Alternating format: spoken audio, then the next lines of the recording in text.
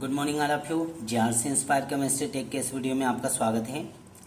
आइए विलियन के अंतर्गत हमारा नेक्स्ट बिंदु हेनरी के नियम के अनुप्रयोग। इसके पूर्व हेनरी का नियम क्या है, हेनरी के नियम की सीमाएं हम जान चुके हैं। आइए अब हम हेनरी के नियम के अनुप्रयोगों पर चर्चा करते हैं।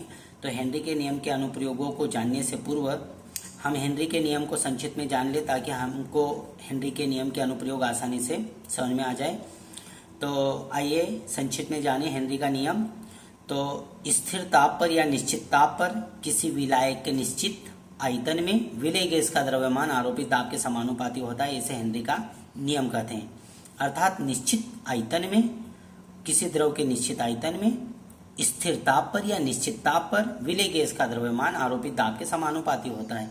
अर्थात जैसे जैसे हम दाब आरोपित करेंगे गैसें द्रव में घुलेगी।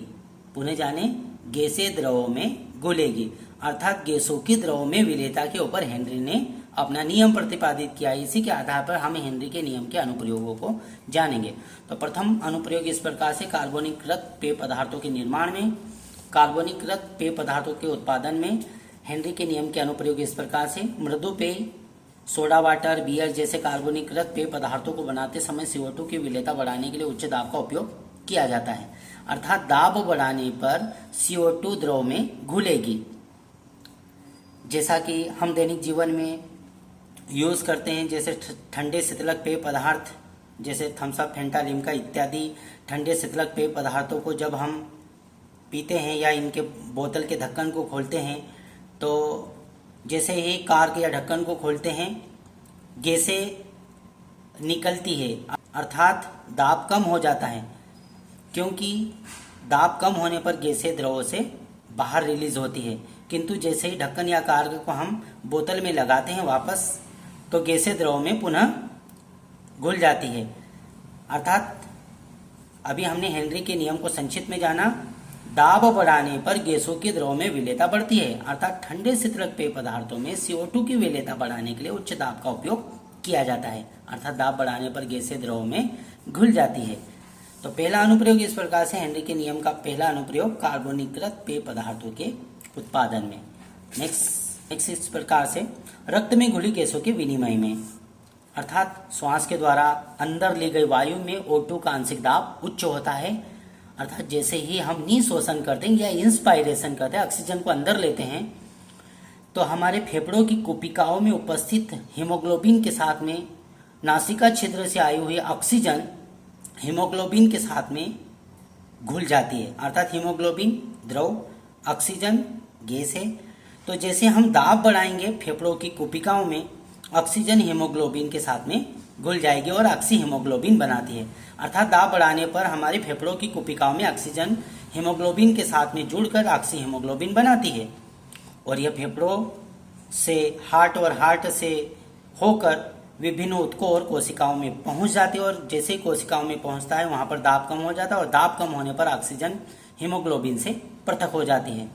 इस प्रकार से दाब कम होने पर ऑक्सीजन हीमोग्लोबिन से पृथक हो जाएगी, और दाब बढ़ने पर ऑक्सीजन हीमोग्लोबिन के साथ में जुड़ जाएगी। तो आगे जाने हम, श्वास के द्वारा अंदर ली गई वायु में O2 का आंशिक दाब उच्च होता है, जिससे फेफड़ों में पहुंचकर HbO2 अर्थात ऑक्सी हीमोग्लोबिन बनाती है। ऊतकों में O2 का आंशिक दाब तुलनात्मक रूप से कम होता है, अर्थात ऊतकों या कोशिकाओं में O2 का आंशिक दाब कम होता है।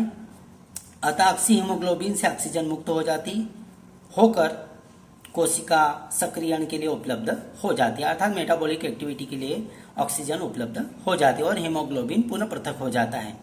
इस प्रकार रक्त में घुली गैसों के विनिमय में हेनरी के नियम के अनुप्रयोग है।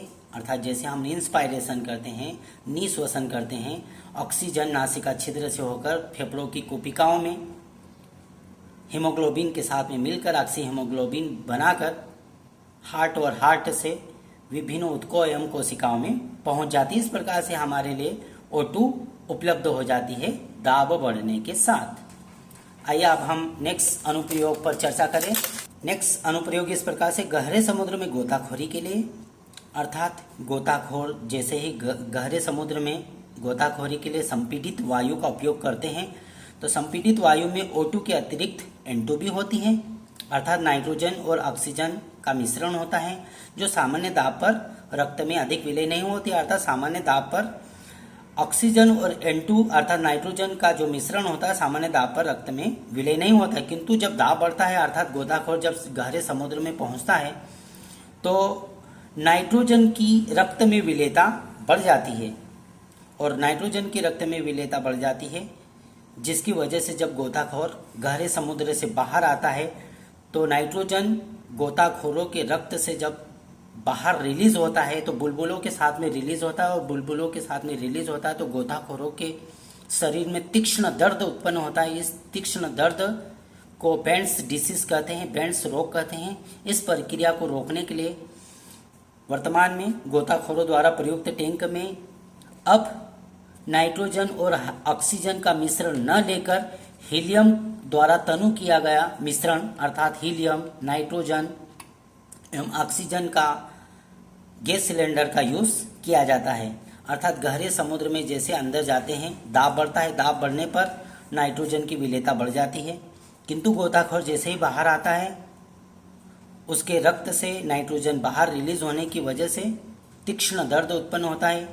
इस समस्या की वजह से कभी कभी गोताखोरों की मृत्यु भी हो सकती है, परंतु इस समस्या से निजात पाने के लिए आजकल नाइट्रोजन और ऑक्सीजन के मिश्रण के स्थान पर ऑक्सीजन, हीलियम और नाइट्रोजन का गैस सिलेंडर का यूज करते हैं। तो हेनरी के नियम के अनुप्रयोग के अंतर्गत हमने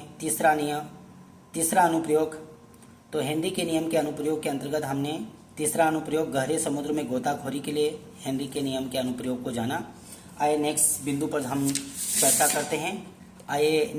चर्चा करते हैं हम बहुत ऊंचाई पर, अर्थात जैसे जैसे बहुत ऊंचाई पर पहुंचते हैं दाब कम होते जाता है। दाब कम होने पर गैसों की द्रव में विलेयता कम होती है।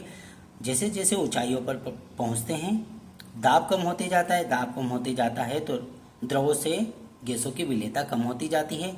अर्थात बहुत ऊंचाई पर O2 का आंशिक दाब सतह की तुलना में कम होता है। परिणाम स्वरूप पर्वतारोहियों के शोषण द्वारा उनके रक्त में एवं कोशिकाओं में O2 का सांद्रण कम होने लगता है। अर्थात दाब कम होता है तो दाब कम होने पर O2 का सांद्रण रक्त में कम होने लगता है। रक्त में O2 की कमी पर्वतारोहियों को कमजोर बना देती है एवं वे ठीक ठीक से सोचने में भी असमर्थ होते हैं, जिसे एनॉक्सिया कहा जाता है, एनॉक्सिया डिसीज कहा जाता है। अर्थात जैसे जैसे पर्वतारोही ऊपर चढ़ते हैं दाब कम होता है और दाब कम होने पर ऑक्सीजन रक्त से रिलीज हो जाती है, अर्थात शरीर में ऑक्सीजन की कमी होने लगती है। चूंकि अभी हमने जाना दाब बढ़ने पर गैसों की विलेयता द्रव में बढ़ेगी, किंतु दाब कम होने पर गैसों की विलेयता द्रव से कम होगी। तो पर्वतारोही जैसे ही पहाड़ों या ऊंचाइयों पर पहुंचते हैं तो दाब कम होता है, दाब कम होने पर ऑक्सीजन रक्त से बाहर रिलीज हो जाती है। अतः ऐसी स्थिति में शरीर के रक्त में ऑक्सीजन की कमी हो जाती है और ऑक्सीजन की कमी की वजह से पर्वतारोही जो होते हैं ठीक ठीक से सोचने में असमर्थ होते हैं, जिसे एनॉक्सिया रोग कहते हैं। आइए नेक्स्ट बिंदु पर चर्चा करते हैं जलीय जीवन में वायु में उपस्थित ऑक्सीजन की जल में विलेयता के कारण ही नदी, समुद्र, झीलों में जलीय जीव जंतुओं का जीवन संभव होता है।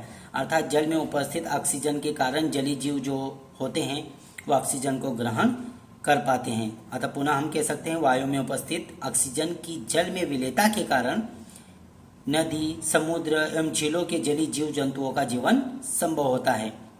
इस प्रकार से हमने हेनरी के नियम के अनुप्रयोगों पर चर्चा की। यदि आप इस चैनल पर नए हो तो चैनल को सब्सक्राइब कीजिए ताकि इसी प्रकार से आप 12 केमिस्ट्री के वीडियो को देख सकें। धन्यवाद।